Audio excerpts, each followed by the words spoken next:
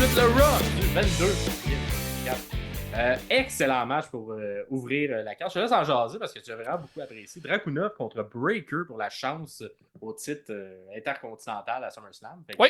C'est un peu une revanche du match de la semaine d'avant où Breaker avait interrompu le match. C'est un match que je m'attendais. Dragunov ne peut pas. J'ai l'impression que Dragunov, je pense que c'est Pierre-Paul là, qui frappe sur ce clou-là. Dragunov, qui, pour Pierre-Paul, fait partie présentement dans son top 5, son top 3 des meilleurs lutteurs. Puis mon Dieu, Bon. je suis pas encore complètement rendu là, mais c'est pas loin. C'est vraiment pas loin. Dragunov a de la misère. Il monte pour toi. Il monte tranquillement dans l'échelle.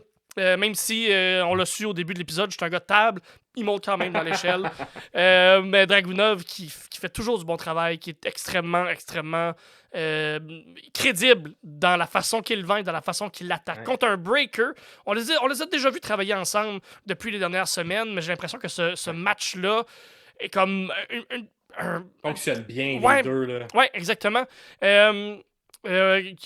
Juste Braun qui drop Dragunov sur le poteau dans le coin, mais comme qui lance comme une. Par en haut. Là. Ouais, c'est ça, comme il vient le dropper le ventre sur le dessus du poteau. Comme c'est un spot qu'on n'a jamais vu, puis qui est super créatif, qui est super le fun à voir. En fait, après ça, c'est Dragunov qui est un super beau personnage underdog là, qui vend bien. Mais il y a comme un underdog spécial, là. C'est pas un underdog où genre il fait pitié, c'est un underdog où il se hold up un peu, là, souvent, là, puis là, il reprend, mais il est bon pour être comme un peu dizzy en se hold upant, puis il est super efficace, puis c'est un genre de style d'underdog que normalement on voit plus un style à la Sami Zayn ou à un Ricochet, là, tu sais, qui se fait voler un peu partout, mais il fait un peu plus pitié. Lui, il est comme tout le temps combatif là, quand il revient. Fait qu'il y a vraiment une belle couleur que j'ai pas vu souvent en lutte. Puis ça fonctionne super bien avec Braun parce que c'est la force brute de Braun qui veut le détruire contre justement la hargne puis la force puis la résilience de Dragunov. On focus beaucoup sur son ventre. Fait qu'il y a un beau Godbuster qui est fait de Braun. Braun qui est une tête et demie plus grande de Dragunov puis plus gros. Fait qu'il peut super bien le contrôler. Un beau Frankensteiner de la troisième corde, et ça m'a fait rire parce que l'emphase des commentateurs qui dit un Frankensteiner, puis qui vont vraiment souligner le Steiner, ça me fait beaucoup rire. Ils vont pas... Et Cole, il est comme, comment tu l'as appelé? Steiner? Frankensteiner? Ouais, c'est ça. Ouais, c'est ça. Puis ça me fait super... ça me fait rire, quand les commentateurs, surtout McAfee qui a comme aucun filtre. Tu sais, McAfee, j'ai l'impression que c'est la voix qu'on a tout un peu à l'intérieur de nous, puis les niaiseries qu'on voudrait dire, mais lui, il les dit, puis il s'en permet. Puis je pense que son but, ou un de ses buts, c'est de faire rire ou de faire décrocher Cole, puis il réussit toujours 3-4 fois tout au long des 3 heures. Fait que j'aime vraiment ça. Puis une fin, je sais pas si c'est une fin originale que j'aime ou c'est une fin originale que je suis pas encore certain. Parce que... C'est une fin pour construire. Pour construire, mais ce que j'aime moins, c'est qu'on ne s'est pas rendu jusqu'au compte de 10. On a tout de suite arrêté le match. En fait, Braun a lancé Dragunov sur le bord du ring. Mettez le devant du ring, devant la rampe, est rigide. C'est pas un petit drap qui est mis par-dessus. Puis ça l'a complètement knocké Dragunov, qui est resté là.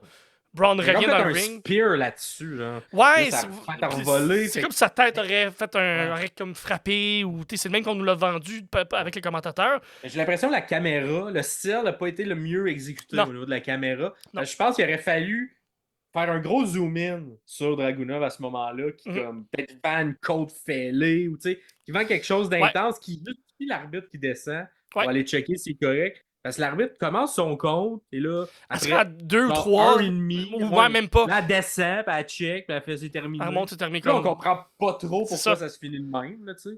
Fait que j'ai l'impression qu'il a fallu plus vendre fort qui a vraiment mal, puis est plus capable de se relever pour justifier que l'arbitre descend. Fait que je sais pas si c'est l'erreur de qui. Je pense un peu d'erreur de caméra, peut-être un petit peu d'erreur de l'arbitre qui l'a moins bien vendu. Ça, c'est peut-être la prod qui est en arrière qui parle à l'arbitre, qui fait comme fais le compte. Non, fais pas le compte. Va en bas. Quantité. C'est peut-être tout s'est déroulé en 10 secondes, puis il fallait réagir, il fallait se rendre vers un finish. Fait que j'ai trouvé ça original, ça aurait peut-être pu être amené de meilleure façon. Moi, ce que j'aurais aimé voir, c'est l'arbitre qui descend, qui retourne et qui continue son compte jusqu'à 10 pour vraiment se rendre vers une disqualification ou une fin par count-out plutôt. Fait que c'est Braun Breaker qui va se rendre à SummerSlam pour le titre intercontinental. On vous dira dans l'épisode de jeudi qui, d'après nous, va gagner ce match-là parce que, je vous le rappelle, l'épisode de jeudi, ça va être les prédictions pour le SummerSlam 2024. Et comme chaque fois, vous allez pouvoir faire vos prédictions en même temps que nous en remplissant le questionnaire. Mais ouais, j'ai l'impression que c'est vraiment une fin qui permet de mettre over le spear. J'ai l'impression qu'on travaille vraiment comme si c'est ce spear de Braun Breaker est dévastateur. C'est une manière de le builder. Ensuite, il y a eu une bonne promo entre Drew McIntyre, Punk et Adam Pearce, puis éventuellement Rollins. Fait que on n'y est pas. Punk y arrive, il dit qu'il est clear. Il veut que Drew y arrive, puis ils veulent se battre. Fait que là, Drew y arrive, puis là, classique heel, il dit moi, je voulais me battre tout le temps, mais pas à Green Bay. Nanana. Fait que là, ça va être à SummerSlam. Punk, il joue bien le face. Veut se faire, on doit l'arrêter pour qu'il casse la gueule. Parce que plus tôt dans sa promo, Punk a dit que les médecins, il a parlé à son médecin, puis son médecin l'a clearé, il est capable de lutter, fait qu'il veut se battre à soir, il veut se battre là. Puis là, Pierce dit non, on veut pas que les deux se touchent parce que trop eu de blessés dans les employés, vous n'arrêtez pas de blesser tout le monde, et pas respecter les règles, personne veut venir arbitrer votre match. Puis un arbitre. Pas Rollins arrive, puis là, il annonce que là, personne ne veut plus d'employés pour voir votre match, fait que c'est moi qui vais être l'arbitre. J'aime bien la construction de tout ça. Ouais, Drew qui est comme également qui dit que. Pierce s'est dit vous n'avez pas le droit de vous toucher, sinon le match est annulé. Ça, c'est un peu weird. Je sais pas, en tout cas. Peut-être j'aurais peut-être pas mis ça. J'aurais juste gardé des gardiens puis pas dire genre le match est annulé parce que maintenant il se fait genre 6 mois qu'ils ont le build, là, ce match-là. Là. Une semaine de plus, là, un mané, là, Chris. Ouais, c'est ça. Fait que j'ai l'impression. En tout cas, genre, je sais pas pourquoi ils ont décidé de dire ça, là, que vous n'avez pas le droit de vous tuer. Peut-être que ça va avoir un lien avec le Raw que vous allez voir ce soir. Ouais, peut-être. Où il y a une espèce de signature de contrat, puis Rollins qui officialise le fait qu'il va être l'arbitre. Fait que peut-être le côté vous n'avez pas le droit de toucher va avoir un lien vers cette promo-là. Mais à ce moment-là, je trouvais ça bizarre, puis l'exécution, c'est un petit peu saccadé, parce qu'on il a comme dit, on n'a plus d'arbitre, le Rollins arrive, et l'autre dit, ça nous vend le punch juste avant qu'il arrive. Ça, c'est un copier-coller de l'histoire avec Shawn Michaels, qui était l'arbitre pour Brett et... qui d'autre? Bref, ça, c'est comme un peu une répétition, un callback sur l'histoire qui a été racontée dans un autre SummerSlam, là, genre 98. Mais j'oublie également l'adversaire, mais oui, ça ressemble un peu. Mais cependant, ce que j'aime, c'est que la construction est très claire depuis 6 mois. SummerSlam 97 parce que c'est juste avant le Montreal Screwjob. Fait que bref, ça pour dire que c'est ça. Dès le départ, on dirait, là, vous regarderez le retour de Punk quand il est arrivé à Survivor Series en novembre dernier. Et qui capote le plus quand les deux arrivent, ben, c'est Seth Rollins et Drew McIntyre. Et presque 8-9 mois plus tard, ben, on a le payoff de ce match-là à 3. Fait que Rollins qui dit je vous haïs les deux, puis on va voir comment ça va se faire. En tout cas, il risque d'avoir un bump d'arbitre, mais là, vu que l'arbitre c'est un lutteur. C'était contre Taker. Taker, parfait. Bon, ben. Fait que tout. Bref, tout ça est bien construit, là. Fait que je vous conseille la petite promo. Tout le monde joue bien ses rôles. Oui, absolument. C'est ça. Juju, peut-être, ça fait un peu moins le fait qu'ils veulent pas se battre parce qu'ils veulent tellement se battre depuis tout le temps. Mais ils continuent de narguer. CM Punk à travers tout ça. Ensuite, on a eu une belle promo d'après-match entre Otis et Alpha Academy avec également Gable qui est arrivé. Otis, ouais, il était pas payé au micro à ce moment-là. Ben, moi, à chaque fois que j'entends un Otis parler, pas en... puis qu'il déconne, il parle bien, il se présente bien. Comme, tu sais, il a parlé à Gable dans sa face de façon claire, avec des vraies phrases, puis il n'y a pas une voix d'imbécile. Je pense qu'on devrait continuer dans cette track-là avec Otis. C'était pas une grosse promo, mais c'est une super belle promo qui faisait tout du sens puis qui était très le fun à voir. C'est un 5-6 phrases super crédible. Fait que moi, j'ai vraiment, vraiment, vraiment aimé ça. Et puis là, après, on tente d'aller s'en prendre la nouvelle Alpha Academy avec l'ancienne. Et là, juste avant qu'on s'en prenne, qu'est-ce qui arrive pas? Il la ferme. Et là, t'as les deux Great Brothers, il est comme on va vous péter avec des chaises. T'as toute l'équipe de la Wyatt qui arrive, mais sans leur chef qui arrive dans l'entrée. Les Great Brothers regardent ça. Et là, on regarde dans le ring. Gable est dans le ring. Et qu'est-ce qui se passe pas en l'air de lui? T'as Uncle Howdy avec son outfit de d'après moi, comment il va être quand il va se battre. Ouais. J'avais hâte de le voir. Ça. Fait que là, il se bat pas de chapeau, mais les dreads, ils restent, sont comme un peu collés sur la masse. Fait que j'ai l'impression que tout ça fonctionne bien, colle bien également. On va pas comme perdre des morceaux de costume lorsqu'on va se battre. Fait que ouais, non, ça lookait et là, il fait un Sister Abigail. Ah, boy. Vraiment à la Bray Wyatt. Tout ça look beaucoup. Cependant, le petit côté weird, parce que tout de suite, quand il le fait, on coupe avec l'image de Abby the Witch qui vient nous faire un jumpscare dans l'écran. On va à la pause. Donc là, juste avant ça, t'avais des Creed Brothers qui étaient juste ringside avec des chaises. Fait que là, d'après moi, live, ça a dû être bizarre parce que là, les Creed Brothers regardaient d'un bord, leur chef se fait attaquer en arrière. Ouais, c'est ça. On dirait comme dans la suite d'événements logiques, les Creed Brothers se reveillent puis là, essaient d'aller attaquer Uncle Howdy. Ouais, c'est ça. On dirait qu'on voulait pas faire que le reste de la Wyatt vienne attaquer tout de suite les Creed Brothers, mais ça aurait plus de sens pour pas qu'ils interviennent et qu'ils aident Gable. Mais bref, on l'oublie rapidement, là, on stick sur les petits détails. Là. Mais si on était live, sûrement qu'on a juste fermé les lumières et tout le monde est parti. Ouais, sûrement. Petit côté peut-être de logique qu'il n'y aurait pas, là, que les Creed Brothers auraient dû aller s'attaquer au reste de la Wyatt, pas juste laisser tout le monde mourir. Mais quand même, ça lookait, c'était brillant. Puis c'était très court également, ce truc-là. Petit. C'est une manière d'avancer l'histoire, mais sans prendre cette semaine on a quand même présenté le vidéo d'Abby the Witch. Oui. Et contrairement aux plus autres, cryptique, celle-là. Ben, cryptique plus, ou en plus... tout cas, l'impression elle est juste folle, elle. Ouais, c'est ça. Puis, même dès la première entrée, c'est la seule qui a passé à travers la porte. C'est la seule un peu qui sortait du monde de Bray Wyatt, de la tête de Bray Wyatt, alors que les autres prenaient le chemin d'à côté. Est-ce que l'origine de ce personnage-là est un petit peu plus du côté du surnaturel, un peu moins ancré dans le présent? Parce qu'on n'a pas vu Nikki parler de pourquoi elle est dans le ring. C'est vraiment... On a vu Nikki, on a vu le visage de Nikki qui crie à la fin, là, qui lâche un cri. Puis après ça, c'est avec le masque, puis il y a le jumpscare comme il y a toujours. Mais c'est ça, moins clair, là, moins évident de faire comme, OK, elle est comme ça parce que ceci s'est passé dans sa vie. Non, c'est juste... Mais moi, de ce que je comprends, c'est que ce personnage-là, il est possédé plus clairement que les autres. Les autres, peut-être plus un choix. Moi, c'est comme ça que je l'interprète. Elle, j'ai l'impression qu'elle a juste accepté qu'un démon rentre en elle. Puis c'est pour ça qu'elle n'a pas tant de purpose comme les autres en ont eu. Beau ici que Eric Rowan. On va voir si dans les 2 prochaines semaines, on aura les 2 autres histoires. Fait quoi? Ça ressemble à ça. Puis seulement l'autre promo qui entre Rhea, Dom et Liv, fait qu'évidemment, on construit encore l'histoire de la semaine dernière. Fait que plutôt un peu, t'avais Dom en coulisses qui était un peu jaloux de Jey Uso, fait qu'on rappelait ça. Il en pense à Rhea vient un peu. Encore backstage un peu plus tard, la Judgment Day cherche Jey Uso pour lui casser la gueule. Rhea prend sa défense. Comme, non, ça n'a pas rapport, touchez-y pas. Non, faites pas ça. Fait que là, pendant qu'il le cherche, là, Finn, il laisse Dom 10 secondes, puis dans ces 10 secondes-là, Liv vient le voir, et elle lui dit « Ah, le plan fonctionne », puis le Dom, il est pas content de l'avoir, il dit « Va-t'en, nanana. Bref, tout ça, ensuite, on revient dans le quartier général du Judgment Day. Rhea qui apprend par Kalisto de manière très Kalisto.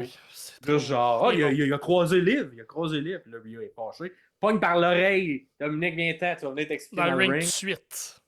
On arrive dans le ring. Tout ça, c'est quand même bien raconté à travers le Raw. Et là, tout le monde jouait très bien son rôle là, pendant cette. Bon, Dom, il est piteux, mais là, il est piteux, mais il est comme. Je veux m'expliquer, laisse-moi parler, arrête d'être fâché contre moi, puis laisse-moi parler. Pendant ce temps-là, Liv arrive, fait sa Liv encore. Espèce de je sais pas.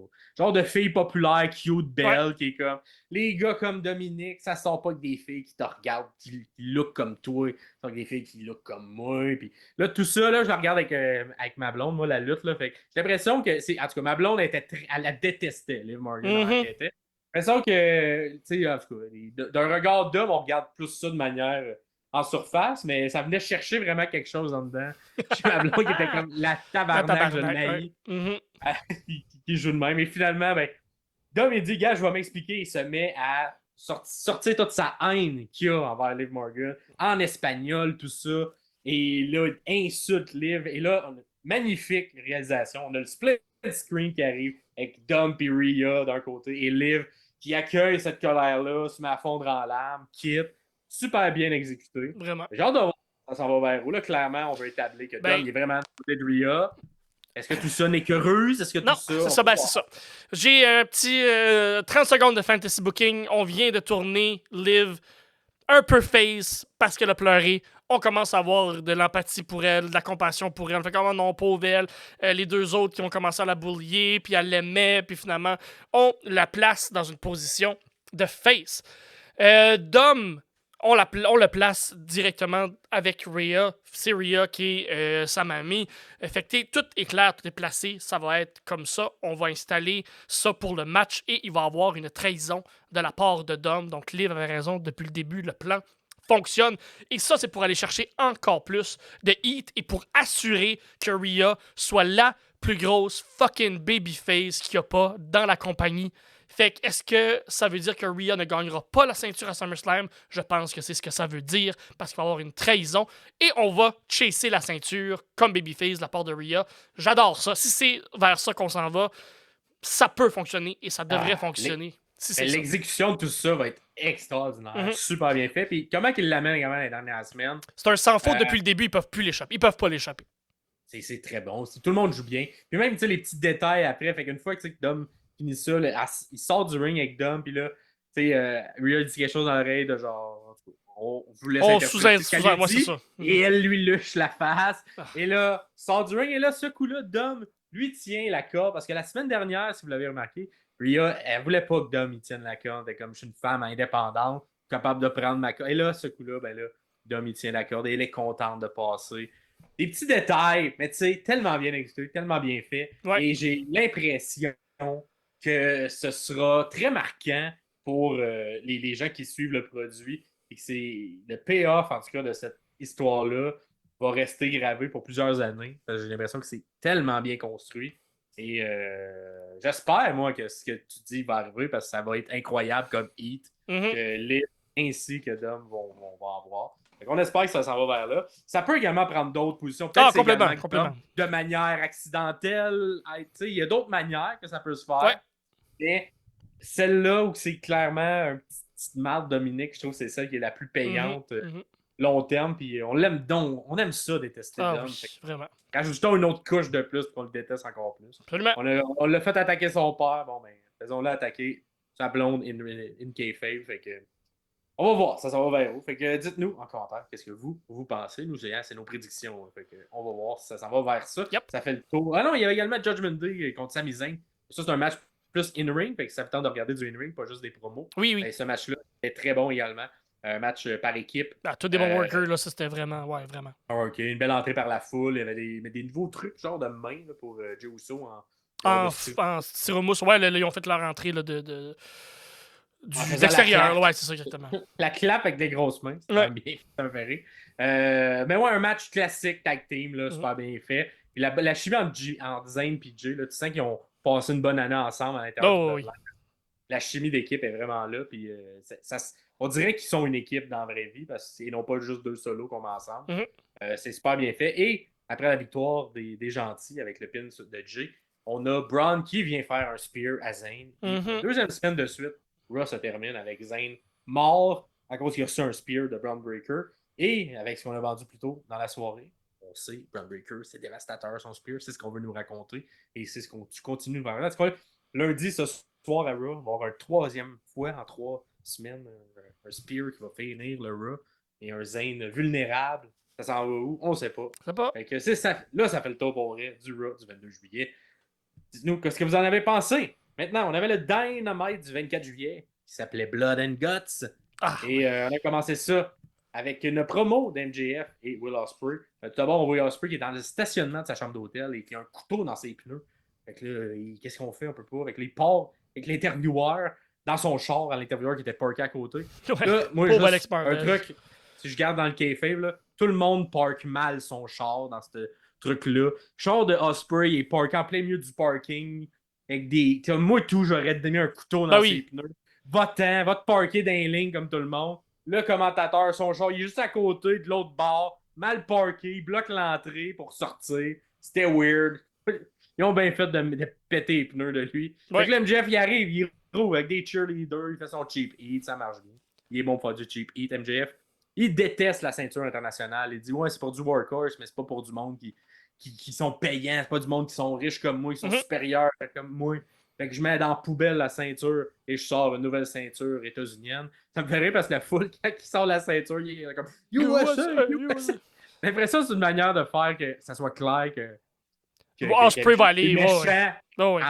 à Wembley, là, fait Mhm. que, là, avec sa ceinture des États-Unis à Londres, au UK. Fait que, je pense qu'on n'avait pas besoin de faire ça pour s'assurer Non, que je pense MJF pas. Mais soit hué, parce que c'est quand même contre Osprey, mais bon, ça on le marche, fait quand même. Puis, oui. bref, Osprey arrive et il dit que finalement, c'est officialisé leur match. On s'en attendait évidemment.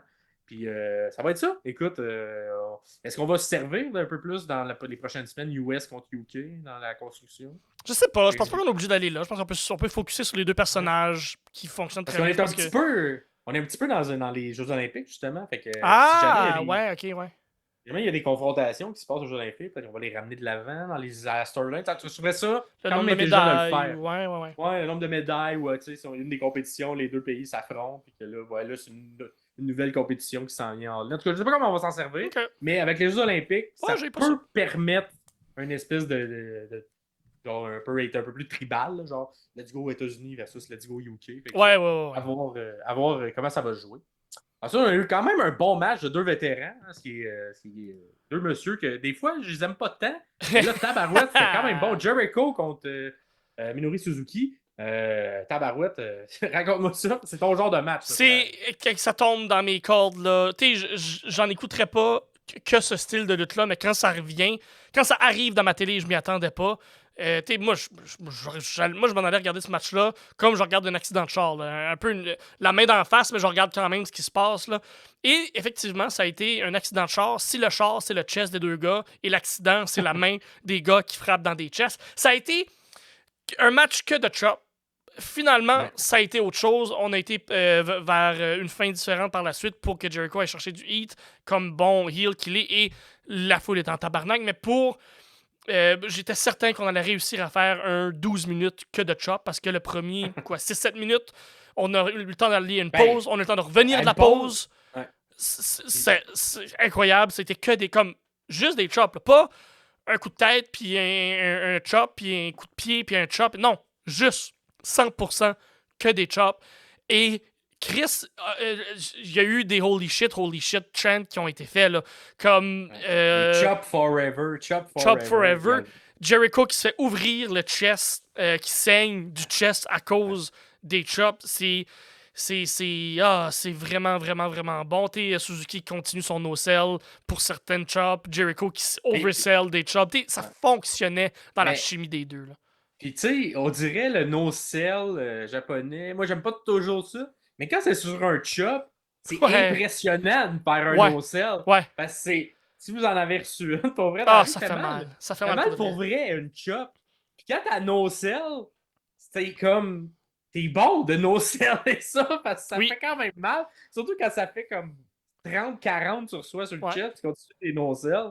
Fait que bravo Suzuki, des no-sells comme ça. Je trouve pour une fois, le no-sell était plus impressionnant que sérieux. Le fait que Jericho, il est tellement bon sur mon sérieux. Il y a un moment, il se met. Suzuki attaque la main de Jericho. Oui. Fait que là, par la suite, il commence à faire les chops, mais là, il a mal à sa main. Fait que c'était le visuel de Suzuki qui no-sell, puis l'autre, il a mal à sa main. Ça m'a fait rire, c'était très bon, en tout cas, des petits détails. Puis finalement, ça se termine avec Jericho qui gagne, qui garde la ceinture.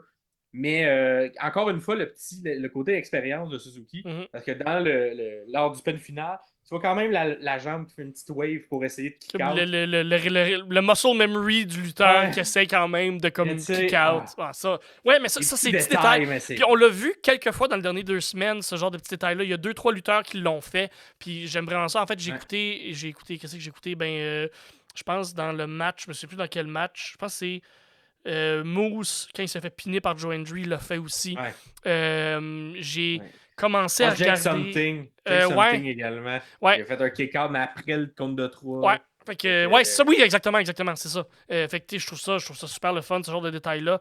À noter que je sais pas si je vais me rendre au bout, je sais pas si je vais vous faire un review de tout ça. J'ai commencé à écouter Death by Dishonor, qui est le pay-per-view de la Ring of Honor, qui était vendredi passé, si je me trompe pas. J'ai écouté le match Athena contre Queen Aminata, et c'est bon, là. C'est bon.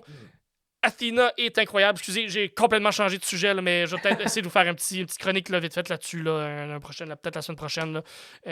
Fait que je vais essayer de faire ça. Fait que oui, très bon match. Allez le voir, tu m'as mis l'eau à la bouche. Moi, ah ouais, mais Athena me fait le meilleur travail qu'elle a jamais fait de sa vie et c'est le fun. Fait que oui, Suzuki Jericho, allez voir ça.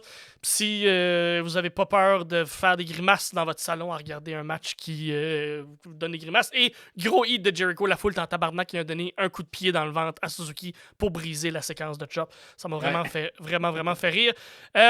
Ensuite, on a une arrivée bizarre parce que le signé, genre en février, on l'a vu au mois d'avril et là, elle vient d'arriver pour de vrai et s'est joint à Mercedes Moné. On parle de Camille ici, la grande powerhouse qui est Camille qu'on a vu beaucoup à la TNA, à la NWA aussi. Fait que Monique est en train de monter un peu son stable là, avec elle. Là, c'est les muscles qui vont être avec Mercedes Moné qui est venu décalisser Dr. Britt Baker DMD après un match contre les deux. Donc, j'ai bien aimé l'arrivée de Camille. Ouais.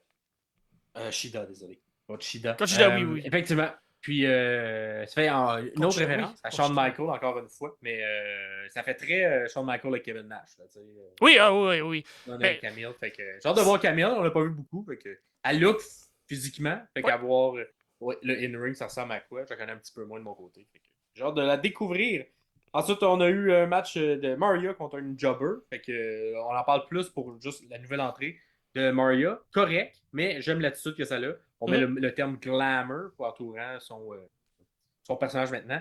Mais quand le match commence, gros dropkick d'en face, super héros de Mario May, tellement bonne.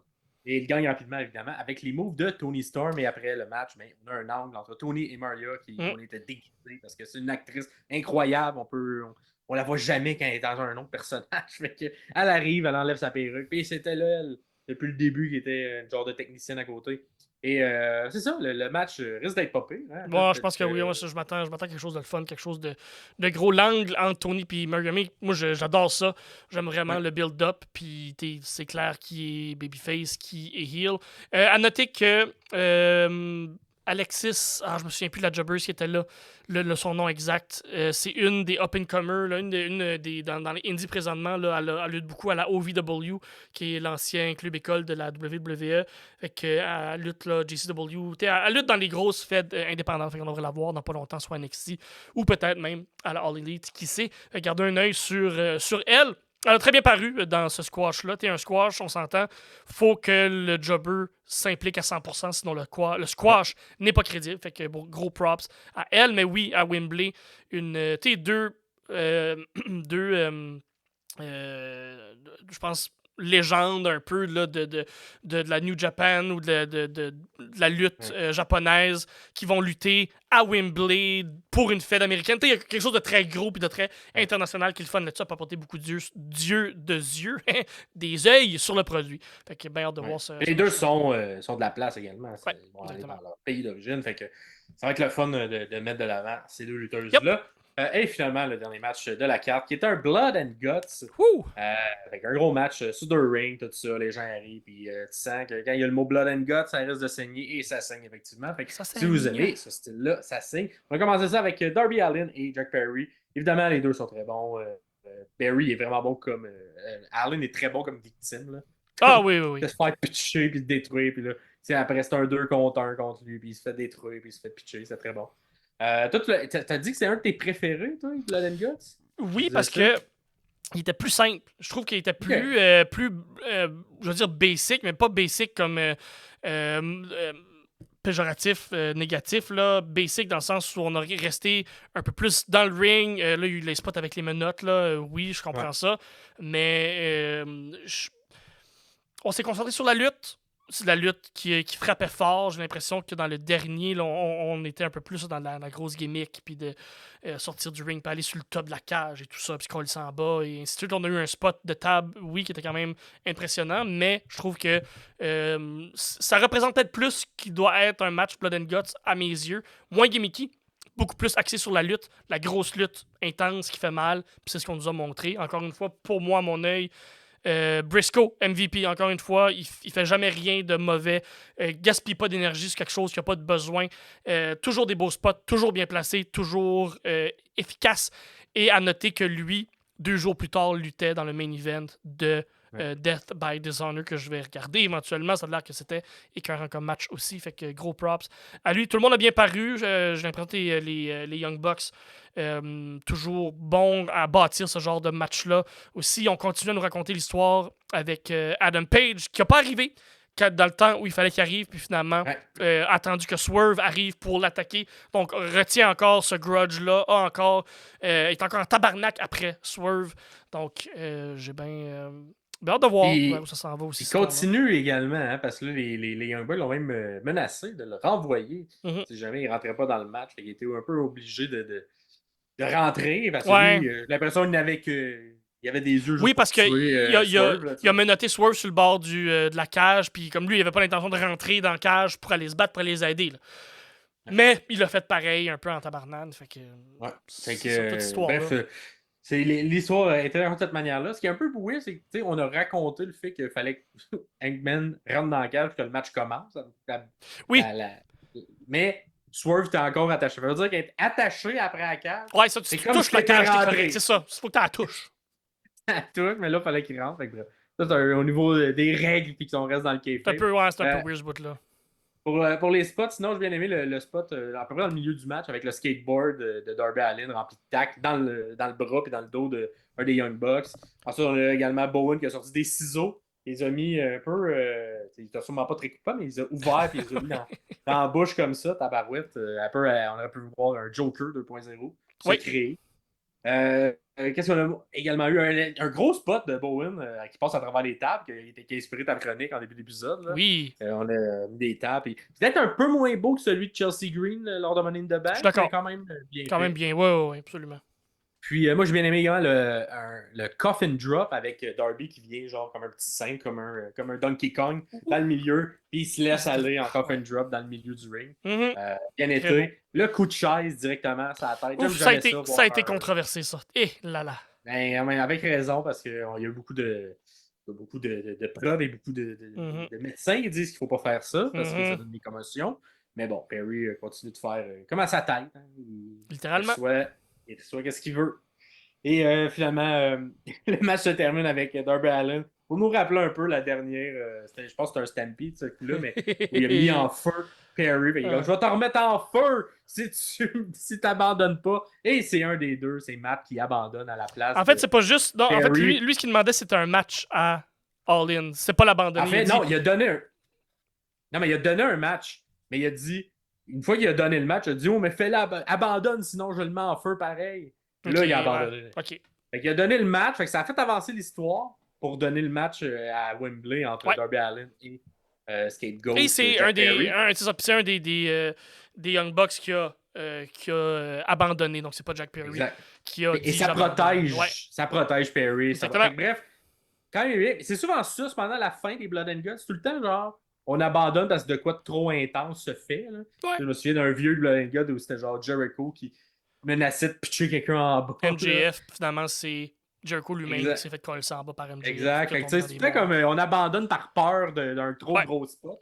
Fait que souvent la fin des Blood and Guts dans les dernières années. Et effectivement, Mark Briscoe a bien apparu. Moi, je pense que je préférais Darby Allin. Cependant, ça va être Darby Allin, mon MVP, dans ce match-là. D'accord, très d'accord avec ça. Puis qu'il mange bien des... Ouais, mais Mark Briscoe a quelque part de spécial dans mon cœur. Fait que je suis un peu impartial là-dessus, mais écoute. Fait le tour du Dynamite du 24 juillet. Dites-nous en commentaire qu'est-ce que vous en avez pensé. Et on s'en va au SmackDown du 26 juillet.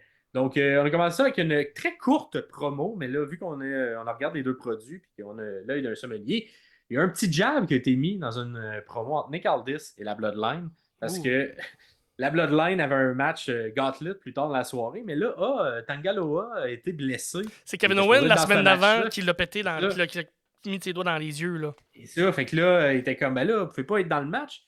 Il faut vous forfeit votre place. Un petit clin d'œil à ce qu'on a vu l'autre bord du Bang Bang Gang, qui était obligé de laisser ses ceintures, de déclarer forfait, parce qu'un des membres, même si on aurait pu se battre avec les trois autres, et là, Et là, le Bloodline dit ben non, on en a d'autres membres, nous, dans le Bloodline. Freebird Rule. Fatou! Ouais. Fatou, il va venir participer. Fait que laisse-nous dans le match. Fait que j'ai quand même trouvé ça un petit jab, la WWE, de la part de le petit bout bizarre que quand même. Nous, on a trouvé que c'était un peu niaiseux d'enlever la ceinture. Faites leur perdre pour vrai. Pas obligé de la rendre forfaite. Je suis d'accord. Le fait qu'on roule avec ça puis qu'on fait cette petite promo d'une minute, ça me fait rire. Ça me tire un petit sourire de la part de la WWE qui aime ça faire ces petits jabs-là à la All Elite Wrestling. Par la suite, le match en tant que tel, il était quand même bon. Je ne vais pas tout le définir, mais les bouts que j'ai préférés, je pensais que Corbin, Apollo Crews contre Legado del Fasma, rien de mémorable là, mais le end of Days de Corbin est encore protégé. J'ai besoin d'autres. Oui, mais ça, je trouve ça parfait. C'est un des plus beaux finishes qu'il n'y a pas. Il faut garder ça. Ouais. Ensuite, le deuxième équipe, c'est les Street Profits qui arrive. Et là, Apollo, j'ai quand même trouvé efficace. C'est un des lutteurs qui a malheureusement jamais été capable de recréer la magie qu'il y avait sur la scène indépendante à la WWE. Mais ça a été un de ses bons matchs. Fait Apollo était solide pratiquement dans le match contre les Street Profits. Il a quand même eu un atterrissage dangereux quasiment sur le coup d'un back suplex. Et il a continué le match. Et au final, c'est les Street Profits qui ont remporté cette deuxième affrontement. Ensuite, ça a été Pretty Deadly qui est arrivé. Encore une fois, Pretty Deadly, bravo, man. J'ai tellement trouvé. Ils ont été très bons in-ring. Puis c'est le fun de les vendre un tantinet. C'est pas juste comédie, un tantinet, genre, une vraie menace, là, parce que leur enchaînement de mouvements, leur transition, il était rapide. Ça sentait une équipe rodée. Là. Oui, c'est un peu à la DIY, tout ça, qu'ils vont juste enchaîner les mouvements. Fait que Tabarouette, donnez-leur plus de temps de ring que ça, parce que je les ai trouvés très bons dans cet affrontement-là avec les Street Profits. Ils perdent quand même, mais j'ai trouvé que malgré la gimmick, qui n'est pas facile d'être over avec, ils s'en sortent bien. Fait que, bref, ensuite, DOC arrive. Là, évidemment, c'est juste pour la pub. Parce qu'on s'en va en pub, on revient DOC perdre tout de suite. Ouais. C'était vraiment juste, je sais pas pourquoi. DOC arrivait là. Pour mettre une victoire de plus au compteur des Street Profits, selon moi. Et finalement, la Bloodline arrive avec, cette fois-là, Fatou ainsi que Tanga Loa. Et ben là, Fatou, c'était son occasion, là, Pierre. Là, impressionné. Ouais, puis il a réussi. Il était quand même bon. Quand même bon. J'ai particulièrement aimé le finish. Là. Il y a vraiment un super moonsault qui ressemble un peu au moonsault de Tiffany Stratton. Mais encore mieux, plus. Tiffany, il est plus gracieux. Le sien, il est plus raw, puis il rentre au poste, puis tac. C'est comme si un moment donné, il fait comme la gravité, c'est la gravité qui me guide, puis ça va y aller. Là, ça va être ce que ça va être. Puis, j'ai également amené, il y a comme un close-up de Fatou qui fait un mouvement sur un des deux de Street Profits, puis il fait juste crier qui aime Solo! I love you, Solo! I love you, super fort! Ça m'a quand même fait rire. Parce qu'il y a un personnage comme qui a l'air un peu d'un fou. Puis là, tu le vois juste crier qu'il aime Solo tout le temps. Solo, il était ringside, puis c'est pas moi, le look, t'es pas sûr. Il y avait comme un grand manteau. Je pense qu'on voulait faire FF Mafioso un peu. Ouais. Il avait plus l'air d'un enfant qui avait un manteau trop grand pour lui. C'était comme, deux petits solos un par-dessus l'autre avec un grand trench coat, là, ouais. Exact, ça avait plus l'air de ça. Fait que, en tout cas, pas sûr dans son look. Vous me direz si vous trouvez ça, parce que je le trouvais pas si cool. Je le trouvais plus comme s'il avait pas pogné la bonne grandeur. Fait que, c'est évidemment, c'est le Bloodline qui gagne. Fait que vont avoir leur match à la ceinture. Pour l'instant, ça n'a pas été annoncé. J'ai pas l'impression que ça va l'être non plus. D'après moi, ça sent le SmackDown avant Slam. Fait que probablement vendredi prochain, ça sera là. Mais peut-être ça va être rajouté en pre-show dans la carte principale. On a déjà un gros show SummerSlam. S'ils ajoutent quelque chose, il faut que ce soit court parce qu'il y a déjà beaucoup de matchs. Ou pre-show, mais ils font plus de pre-show. On va voir. D'après moi, ça sent SmackDown la semaine prochaine. Et finalement, il y a eu un bon match par équipe entre Bayley et Michin contre Nia Jax et Tiffany Stratton. J'ai particulièrement aimé Stratton dans ce match-là. Elle est vraiment excellente dans ces espèces de mouvements de gymnaste que Dana Brooke faisait également avec le coup qui finit avec le coup de coude dans le coin. Là. Elle l'a sorti souvent dans le match, puis ça look, je trouve qu'elle le fait super bien, puis tu sens qu'elle est gymnaste dans la vie. Là, oui, vraiment. Ça s'enchaîne, puis c'est très fluide. L'histoire également est claire tout le long du match. On commence le match, on attaque tout de suite Michin, qu'on la blesse, ce qui isole Bayley tout le long du match. Et je pense que ça l'a aidé le match parce que le fait d'avoir Bayley et non pas Michin pour une grande majorité du match, ça fait que le match est meilleur. Lorsque Michin arrive un peu à la fin, là, un peu avec le hot tag, babyface, bon, j'y crois moyen. Là, même elle fait un espèce de saut entre les deux cordes, plus ou moins bien réussi. Moins ça, je suis d'accord. Au moins, on l'a vu très court, très de manière courte. Donc, in-ring, c'est pas mon préféré. Et ça finit, évidemment, pour continuer à expliquer l'histoire avec Stratton qui prend sa valise, qui frappe Bayley. est-ce que c'est peut-être ça qui va se passer de manière. Ça, c'était comme de manière claire, mais métaphoriquement, c'est peut-être la valise de Stratton qui va coûter le match à Bayley, qui coûtera la ceinture à Bayley éventuellement. L'arbitre, pendant ce temps, ne le regardait pas. Fait que Nia Jax, qu'est-ce qu'elle fait? Elle fait son Annihilator et remporte sur Bayley de manière pas clean, mais de manière quand même. J'ai été surpris que le pin soit sur Bayley. Et j'ai l'impression qu'on voulait vraiment construire cette histoire-là pour voir une image de Nia qui bat Bayley clairement avant leur match. Une construction. J'étais un petit peu déçu du règne de Bayley depuis qu'elle a eu la ceinture. Même la construction vers Mania, je trouve que c'était excellent. Le in-ring est tout le temps bon, mais il manque un petit quelque chose autour. Fait que, ce que j'aime le plus de cette histoire-là, c'est plus Stratton et Nia qui me le donnent. Fait que Bayley in-ring, ça fonctionne. On dirait qu'il manque de quoi là, pour un peu step up. J'ai pas l'impression qu'il est au même niveau que les autres ceintures dans la compagnie. Vous me direz si vous êtes d'accord avec ça, mais j'aime beaucoup le Bayley, c'est une de mes préférées. Mais c'est pas, ça colle pas, là. Et c'est moins bien. On dirait que c'est comme la suite également. C'est un peu la même chose avec Io Sky. C'était pas la ceinture que je préférais. C'est les idées, c'est les scénaristes. Je sais pas ce qui se passe, mais on a de la misère un peu à vendre cette ceinture-là. Versus l'autre côté, Liv et Rhea, c'est incroyable l'histoire. On n'est pas au même niveau là, avec Bayley. C'est que Rhea et Liv, c'est pas la ceinture qui est au centre de tout ça. La ceinture c'est une partie de l'histoire. Donc. Mais c'est quand même beaucoup mieux construit et monté que ce qui se passe. Fait ça fait le tour de ce SmackDown du 26 juillet, qui est en même temps que le Ring of Honor. Donc, on va voir si on va vous revenir sur la Ring of Honor ou quelques matchs à Ring of Honor. On enchaîne ça avec le Collision du 27 juillet. Et tabarouette, c'était un très bon Collision. Je l'ai pas écouté, j'ai pas eu le temps. Je vacationnais, malheureusement. Ouais, ben écoute, je vais te faire un petit retour et tu poses des questions qu'il y en a besoin. Il y avait également un Battle of the Belt. Hein, puis là, tu me connais. À l'heure que suivi, c'est un Collision de 3 heures, finalement. C'est ça, c'est un Collision de 3 heures, c'est pas 2 shows, c'est un long show de 3 heures pour moi. On commence ça avec BCC, un match à 3 équipes avec BCC, qui c'était Wheeler Yuta et Claudio. Top Flight, ainsi que Cage et Moriarty. Un bon match avec des belles séquences, ça l'ouvrait bien le show. Là. Un classique tag team pour ouvrir, ça marche bien. Claudio, en ce moment, je sais pas ce qu'il a mangé, qu'est-ce qu'il mange, là, mais il est excellent. Il a comme une joie de vivre quand il est sur le ring. Là. Je le trouve très bon ces temps-ci. Il est un peu comme Randy Orton, on dit quand il aime ça, ce qu'il fait, on dit il est meilleur. On dit Claudio, il est de même en ce moment. Il aime ce qu'il fait, puis il est dans un bon moment de sa vie. Fait que, il est le fun à regarder. Il y a également une genre d'histoire qui est racontée à travers du BCC où tout le long, Utah. J'ai l'impression que c'était comme un petit écho de ce qui s'est passé peut-être la veille lors de Ring of Honor, que j'ai pas regardé, mais ça sentait ça, comme si Utah voulait prouver à Claudio qu'il était capable, genre, de tout seul. T'sais, ils sont en équipe, mais j'ai pas tant besoin de toi. Là. Je veux plus être le petit kid du BCC, je suis capable d'être. Frère, ouais, c'est ça. OK. C'était très genre, OK, le petit frère qui est non, je vais te battre à Smash, là, tu sais, j'ai pas besoin de me laisser de chance. OK, ouais, je comprends. C'est un peu ça. Puis c'est lui qui a le pin, finalement, de la victoire à la fin. Cool. Fait que, un Utah qui est de plus en plus peut-être indépendant, est-ce que, là, c'est le sommelier en moi, est-ce que ça on dirait que ça s'en va vers une peut-être sortie du BCC, de Wheeler Utah? Peut-être qu'on commence à installer ça, parce que BCC...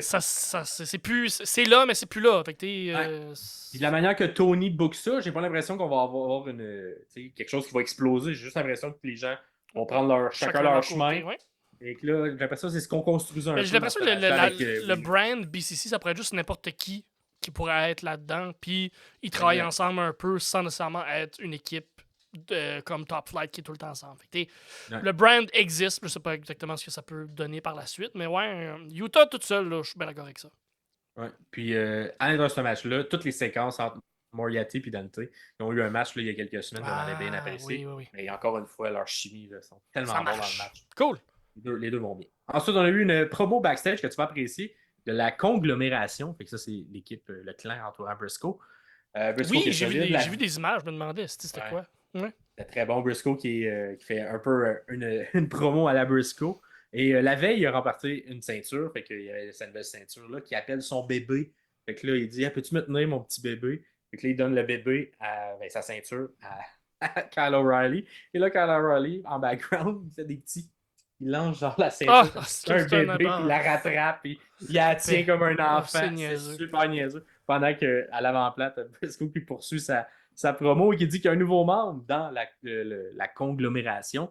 Et il prend son bébé à lui, un vrai bébé, Il fait c'est mon bébé, puis il finit sa promo avec son kid dans ses bras. Cute. Là, je ne sais pas si c'est le papa en moi qui est en devenir qui parle, mais moi j'ai trouvé ça attendrissant, puis ça m'a fait c'est bien bon, il y a un enfant, un petit bébé à la télé. C'est drôle. Fait que, petit pop qui a fonctionné pour moi. Mettre un bébé dans les bras de Briscoe, puis je l'aime plus. Fait que, ensuite, il y a eu un deuxième match d'hologramme, cette fois-ci contre Beast Mortal. Oh. Et c'est ce qu'on disait dans le Collision d'avant. Beast Mortal, il est bon contre des lutteurs un peu plus un peu petits. Et là, c'était excellent, mon gars. J'ai beaucoup plus préféré ce match-là d'hologramme.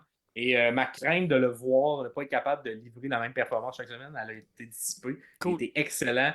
Évidemment, Beast Mortal, j'ai vraiment l'impression qu'il travaille bien avec ce genre de lutteur-là. Très high flyer, puis tabarouette. Quand il se met à tourner là, un peu comme à la Mystico là, autour là, de son adversaire, là, c'est tellement efficace et j'ai vraiment l'impression qu'il vole autour. Puis il y avait vraiment une bonne chimie avec Morto. Fait que, un excellent match que je vous conseille si vous voulez découvrir le personnage d'Hologramme. Je préfère ce match-là que l'autre. Hologramme, il y a 25 ans. Il a grandi au Mexique. 5 pieds 5 pieds 7, donc t'es le lutteur classique. Il a commencé en 2010 à l'âge de 14 ans, fait que ça fait quand même 10 ans qu'il fait ça, même s'il a seulement 25 ans. Donc, un jeune vétéran hologramme qui arrive du Mexique, un peu de nulle part. Fait que t'es pas d'histoire, pas rien, mais quand même un bon potentiel qui va peut-être devenir là, quelque chose de grand dans l'élite, qui sait. Il est très efficace, en tout cas, in-ring. Là, fait que puis c'est justement le fait que tu me dises qu'il est jeune, ça paraît physiquement.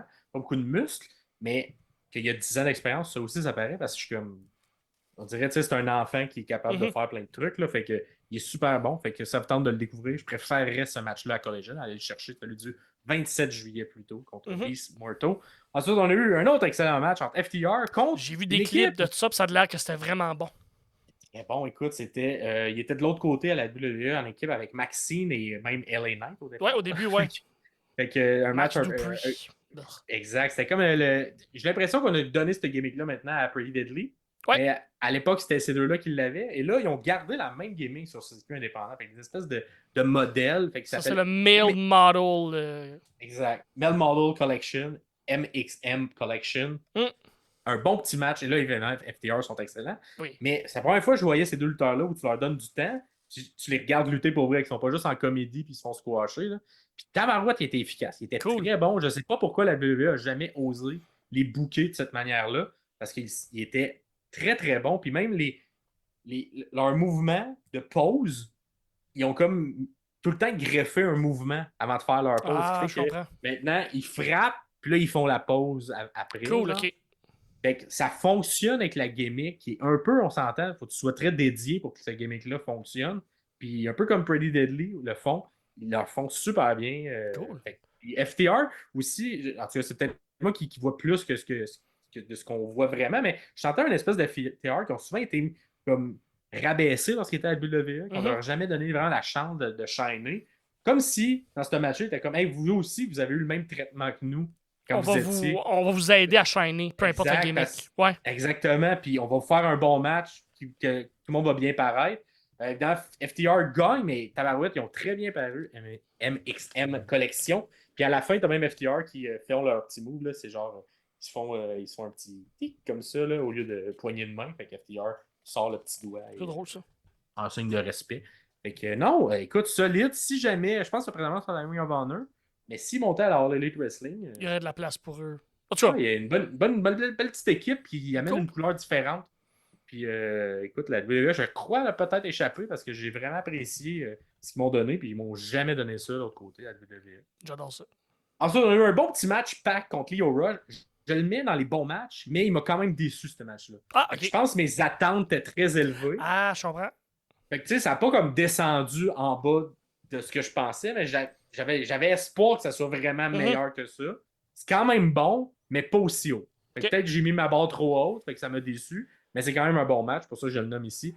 Et finalement, là, on est rendu dans le Battle of the Belt. On a également Tony Storm contre Taya Valkyrie.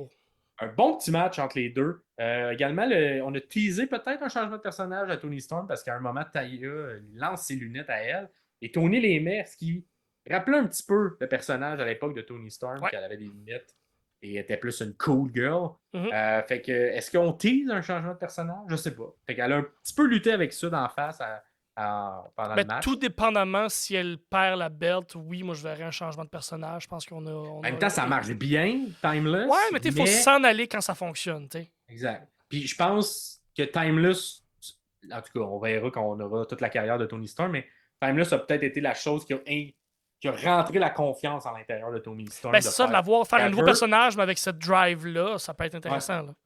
Fait que, à voir, mais la petite tease, j'ai pas eu ça. Puis j'étais comme, c'est vrai, on pourrait avoir une Tony Storm un peu différente. Mm-hmm. Et le match entre les deux, c'est deux vétérans, beaucoup d'années de carrière. Oui. Puis ils sortent un match très bon entre les deux. Ça vous tente de l'écouter à Battle of the Belt ou Collision.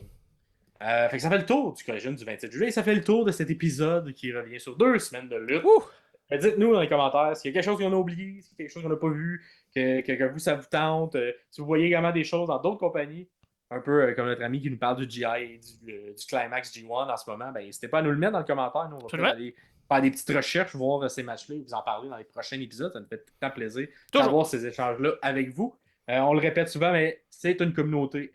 C'est pas juste nous deux, c'est également vous tous, parce qu'on veut jaser, on veut avoir quelque chose en français, francophone, qu'on se parle tous, pas juste que des podcasts anglo, on veut des trucs qui sont plus francophones, puis qu'on puisse s'échanger sur l'art de la lutte, plutôt que les nouvelles ou le drama qu'il peut avoir. Donc, concentrons-nous sur le produit. Sur le produit, ce qu'on voit à la télé, ce qu'on nous apporte, ce qui est positif aussi. Oui, des fois, on a des commentaires plus négatifs, mais ça fait partie aussi de ça. Mais on essaie toujours de focusser sur le positif. Et fait que vous aussi, commentez, aidez-nous à voir le positif dans des choses que nous, on n'a peut-être pas vues. Hein. Plus on a d'yeux sur le produit, plus on est de gens qui commentent, plus on peut avoir un beau survol de tout ce qui se fait dans le monde de la lutte. Fait que merci. Vous pouvez nous suivre pas mal, n'importe où, à l'audio, si vous nous écoutez, à l'audio, sur n'importe quelle plateforme de balado. Parlez-en à vos amis, parlez-en à votre famille, parlez-en à des gens qui aiment la lutte ou des gens qui ont peut-être moins le temps d'écouter, qui n'écoutent plus la lutte parce qu'ils n'ont pas le temps. Écoutez notre podcast et après ça, vous pouvez être mieux aiguillé sur voir ou savoir quoi aller voir plutôt sur YouTube. Vous pouvez commenter directement en bas aussi si jamais vous nous écoutez à l'audio, mais c'est sur Facebook, sur Instagram que ça se passe, le party.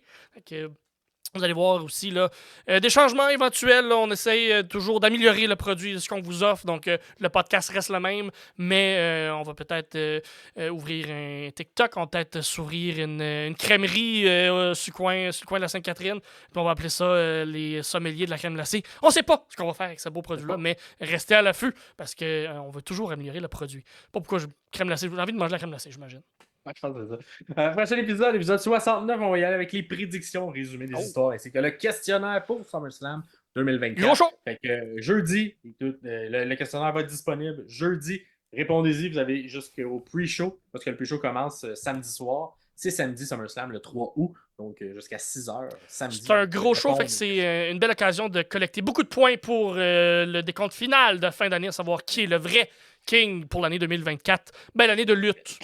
L'année de lutte 2020. En tout cas, 2024-2025, en termes de lutte d'un WrestleMania à l'autre. Là, on s'entend. Classement général présentement de la WWE pour la saison 1. On a commencé évidemment après WrestleMania, à Backlash. C'est présentement Elisabeth à 122 points. Qui est couronné. Et toi, tu as fait toute une performance lors du dernier Money in the Bank. Yes. Et tu es à 7 points. Tu as rattrapé ton retard. 7 points, 115 points. Je ferme le podium à 103. Loin derrière, mais il reste beaucoup de pay-per-view pour rattraper le retard. Ben oui. Mais également Patrick Jordan qui est à 103. Fortune Cookie. Phil Byrne. Et évidemment, si ça vous tente de rentrer, il en reste beaucoup. Là. C'est genre 12 pay-per-view. Vous avez le temps. Fait que vous avez le temps de vous rattraper. Puis, évidemment, les plus gros, comme SummerSlam, un peu plus de points qui sont. C'est ça. Et fait que ça va être le prochain épisode. On va vous faire un résumé. Vous pourrez répondre au questionnaire. Sinon, un gros merci de vous suivre comme toujours. Max Ferriard ainsi que Pierre Castonguay. C'est ça, de la lutte. Ciao, tout le monde. Bye.